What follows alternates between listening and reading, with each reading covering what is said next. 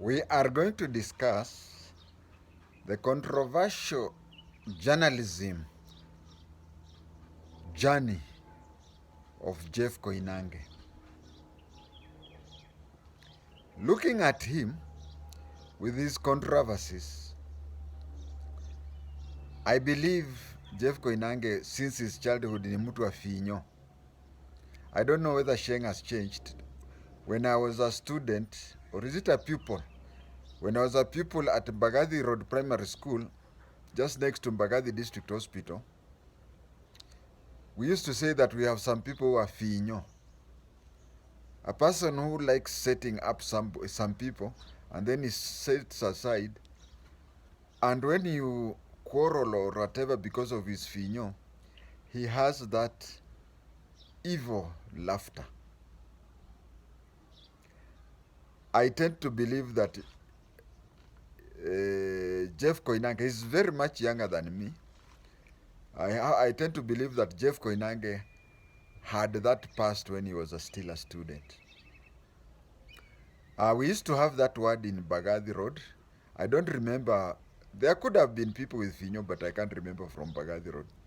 But the school that I went for my advanced level, we had somebody whom I'll not mention his name. He ended up to in the intelligence with me, but we used to call him susceptible to change. Susceptible to change. Whenever we had issues with the school administration, we could sit down and maybe discuss and know which points to raise and whatever. He was very good in raising that. He would tell, hey, you raise this point, and before you even finish, B will pick up from this and that. He does that. And you see, he does it dancing like a Lingala musician. And then he anapanga nyinyi, anaambia nyinyi vile mtafanya. Then when the principal, those days used to be called headmaster, when the headmaster comes and he listens to us, you find that a person like me had been pangwed to say this or that, but I would say what was in my heart. And you'd see him susceptible to change, looking at you and trying to make faces, reminding you of what we had agreed. And once you have talked and whatever, the issue is over, you meet again, he would say, I knew you people, you have scared. One day I confronted him and said, if those issues really hurt you, and they are very important to you, why didn't you raise it before Mr. Anaswa and tell him? So we have such people. He sets you, comes aside and does that. But anyway, today I'm going to give you the history of Jeff Koinange in his Finyo business, which it comes on and on every time, every, apart from maybe K24, but every station he goes, he ends up with one thing. The story is the same, and I want to give you the examples. I'll start with an international news channel where he used to work for. He used to work for an international news channel, and he went to Nigeria. Is it Nigeria or one of the West African countries? He went there to do a coverage on bandits there. When he went to cover the bandits, first of all, when you any journalist, but they say some animals are more equal than others. Some journalists are more journalists than others. But journalism is a dangerous thing. Imagine in Kenya, you are going to cover Al-Shabaab. You go there, they can kill you. Or you come back, the government will say you are sympathetic to Al-Shabaab and such a thing. So you can be killed by any other. And you just look for the story. So he wanted to go and find out things about terrorist organization in a West African country, probably Nigeria. And he was to go and meet them on the Niger River. Now there is this what we call approaches. They are very risky. I think it is very risky. If you are to ask Larry Mado, he'll tell you. You know, you go there knowing that you'll not come back.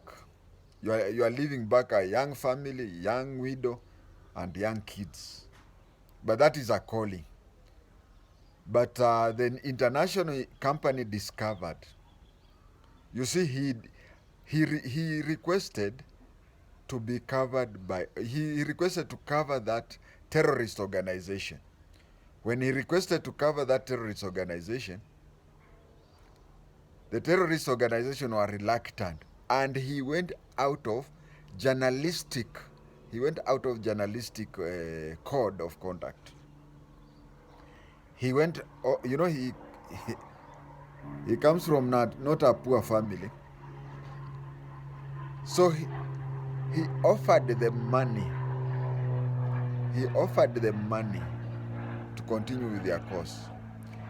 He scripted a meeting whereby they were to come with a motorboat on the river, do whatever. So he told them that in order for that story to be watched, to be viewed, I'm told it's called viewed, not watching. In order for the thing to be viewed by as many people as possible, they had to do something that is called in Kiswahili madoido. So they did the madoido, and he's the one who scripted the madoido. And then after they had done that, the story went. And in fact, when he was called by the board of discipline of that organization, he was asked why. It was not necessary. You are just supposed to go there.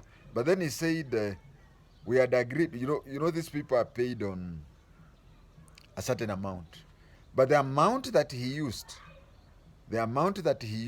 to these people are more than even what he got from the international company. So he told you people have got fame, and me, I've also got fame because people on my CV is that I had gone to very dangerous places, including this one and whatever. And so he was told that because of what he did on the Niger River, what I've just mentioned, your stay here is no longer tenable. Wanasemaga kizungu kama your stay is no longer tenable here. So he had to move. He moved, he stayed. Then he was among the people who founded K24. But you see, K24 is a family business of theirs. And although he was just what he does, whatever, mostly one day presenting news, 1 or 2 days, and then having the bench. He used to have a bench at Norfolk Hotel. Actually, that is where he got the name The Bench. They used to meet at Norfolk Hotel with his guests, and he would interview the guests and present it. He was so much a leading figure there. I even don't know why he left that place, because he's the one who created the then K24 slogan of all Kenyan, all the time. But somehow he left, and nobody ever knew how he left and whatever. And I would be cheating you, or even cheating myself, if I said that he left in good or even bad conditions. I cannot form an opinion in either way. That is that. That is that. Now, he left and found himself in KTN.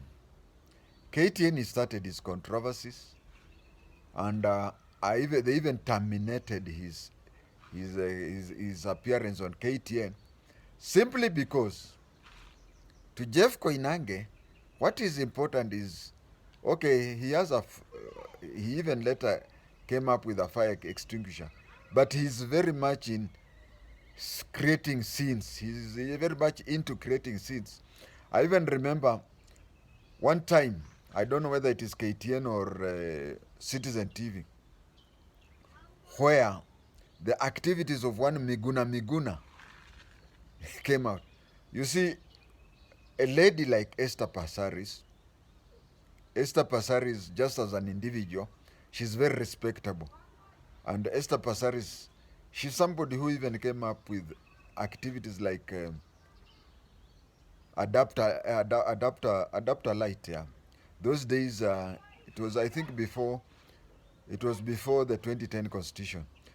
Streets used to be dark, so she told business people that why don't you adapt a lamppost whereby we place there your advertisement. When we place there your advertisement, you pay us, and then whatever we get, we share it with the maintenance and lighting of the streets. She has,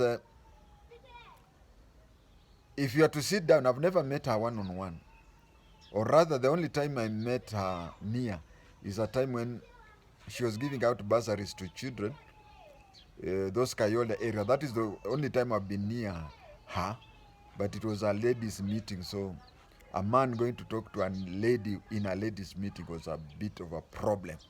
But Esther Passaris, in the future, if you have to study her, we have gained more than what she has gained from us. So there's a time when Esther Passaris was on the bench with Miguna Miguna. And you see, Miguna Miguna took papers which Esther Passaris had, and Miguna Miguna tore before the cameras. I think even that time the cameras were switched off immediately. And you see, they were just switched off immediately. And when they were switched off immediately, what was his reaction? His reaction was that, oh my, oh my, oh my. You see, that is why I say Mtu wa Finyo. He has done his Finyo, and so he's happy with what was happening. To him, the scenes that are created there are more important than the content of the interview. We also remember, although I rarely agree with Boniface Mwangi, but where has Boniface gone to? The last time I saw he was on camera pretending to be a dead body. There's a time when he was interviewing Boniface Mwangi, and Boniface Mwangi was ambushed.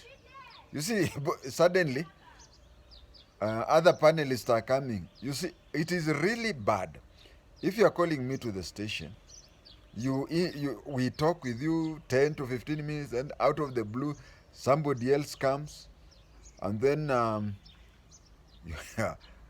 Boniface Mwangi said, but you didn't tell me that we would include this person in our panel or something. And Boniface Mwangi had to walk out.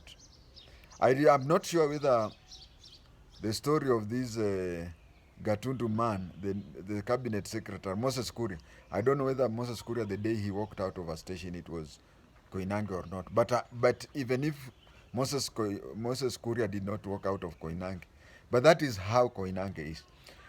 There is even an occasion when Koinange was on air in Citizen TV, and the owner of Citizen TV, SK Masharia, had to call the studio and tell them to switch off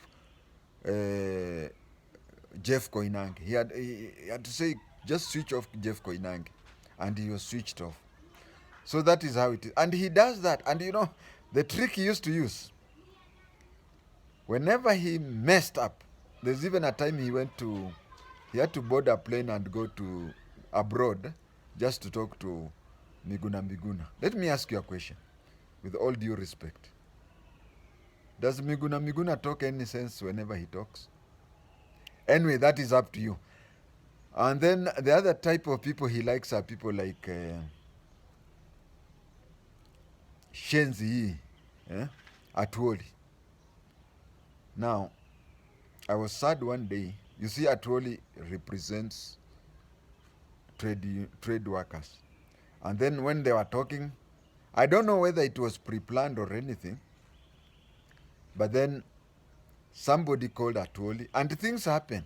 I've also somebody has, if you check the Robert Ouko case, you'll find that when I was being interviewed about Robert Ouko's case on NTV, just as I was talking, somebody called me and NTV, you can see me picking up the phone or something. So some people, when they see you on TV, they call you, eh, tunakuona kwa TV. No, not even reasoning that they are interfering with your interview. So somebody called. I don't know whether somebody really called. I don't know whether Atwoli made arrangement with somebody that when it reaches such a time you call. Somebody just called and the telephone rang. Even without Atwoli knowing who it is, he picked the phone and threw it. Then he said, oh my, how much is that phone? And Atwoli told people, said on air that the phone, he said the price, I can't recall the price, but that one is over a quarter of Atwoli's workers. Each get about the same amount per year. And he just threw it. He said, I can't be talking to you and somebody starts calling me. And that is Jeff Koinange for you.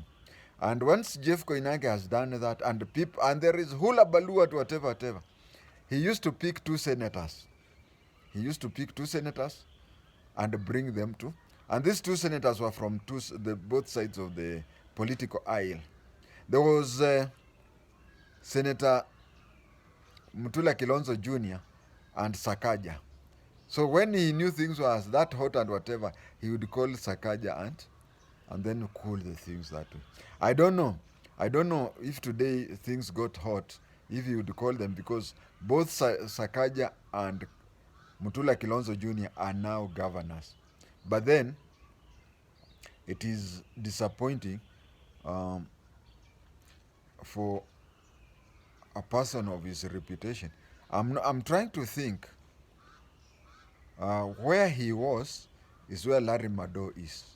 And we would want people not to behave that way. It's just like when I was growing up, I would go home and people say, hata nyinyi watu mnaishi Nairobi mna ushamba tu kama watu ya mashambani. I think he should set a good example to other upcoming journalists, especially those who will be exposed to international journalism. Thank you.